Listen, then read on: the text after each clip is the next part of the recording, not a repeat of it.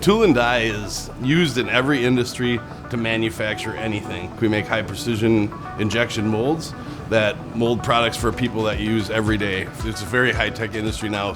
Our CNC machines in our hard cutting cell can hit 2/10 all day long. We manufacture parts that manufacture parts. So think cars, electronics, anything that you see that's mass produced today is made, usually the initial mold or die, jig or fixture is made by a tool and die maker. So we're kind of like the behind the scenes to manufacturing.